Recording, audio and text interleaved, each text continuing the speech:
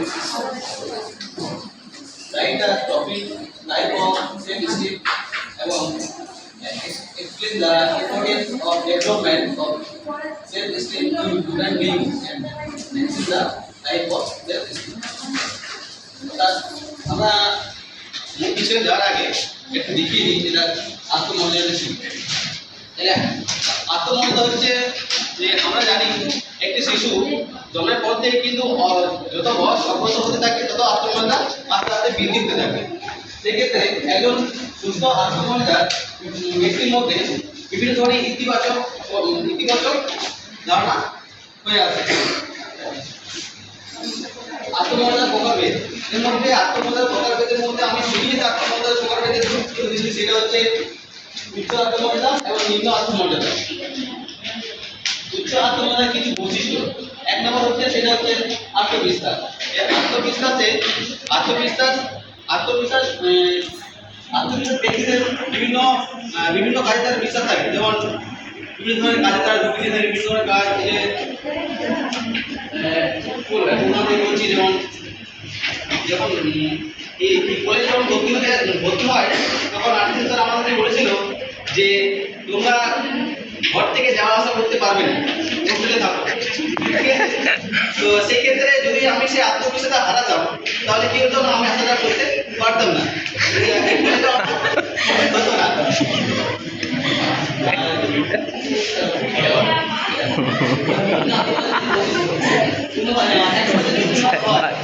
ঝুঁকি নেওয়ার ভয়, সেই ক্ষেত্রে ঝুঁকি নেওয়ার ভয়টা আমি আগে ভালো পেতাম না, ঝুঁকি তো ভয় পেতাম আমি, আর সেটা সফলতা পাতাম না।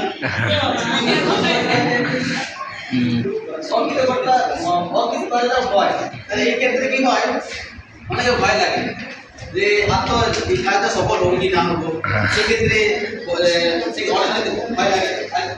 আর তিন নম্বরে অনিশ্চয়তার ভয়, সেম জিনিস কি হয় না, বিভিন্ন সন্দেহজনক হয়, যে সন্দেহ হওয়ার পর থেকে যে আমি কাজটা পারবো কিন্তু মনে সন্দেহ জাগে যে আদৌ কি পারবো কাজটা, সেক্ষেত্রে কি হয় না, সেক্ষেত্রেও একটা ভয় উৎপন্ন হয়।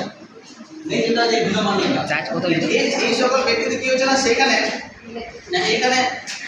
ভয় লাগবে আর সে বলবে যে না আমি পারবো না, কিছুতেই পারবো না, সে আত্মমর্যাদা না পারবে না করবে।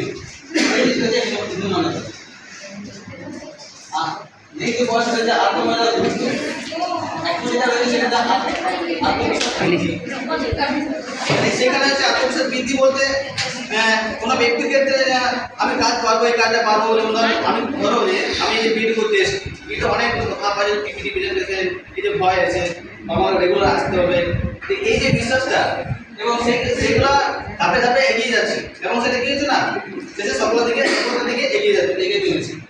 নেক্সট হচ্ছে মানসিক সুস্থতা।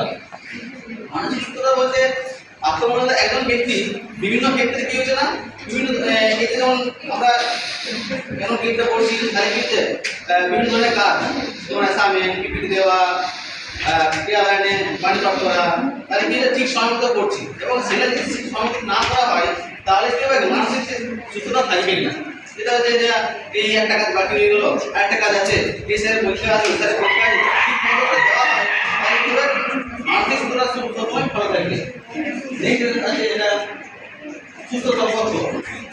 সুস্থ সম্পর্ক একজন আত্মমর্যাদা ব্যক্তির সুস্থ সম্পর্ক একটা উদাহরণ দিই, যেমন আমাদেরকে বলেছে যে আজকে প্রেজেন্টেশন নেবো এবং সেক্ষেত্রে যদি আমি আজকে না দিয়ে যদি কালকে দিই বা পরশু দিই তাহলে কি হবে, ওনার সাথে আমার একটা সুস্থ সম্পর্ক রইবে না,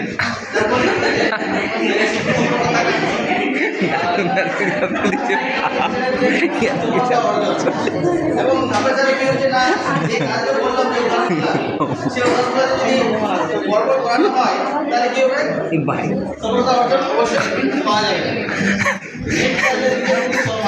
এবং কি হচ্ছে না ওই যে কাজটা ধাপে ধাপে যদি করছি আমি তাহলে কি হচ্ছে যে প্রতি একটা সম্মান হচ্ছে এবং সেটা কি হচ্ছে তৈরি হচ্ছে যে আমি না এরপরেও আমি এটা আরো ভালো করতে পারবো, যেটা নিজের মধ্যে আরো সম্মান হবে এবং আরো সফলতার দিকে এগিয়ে চলবে।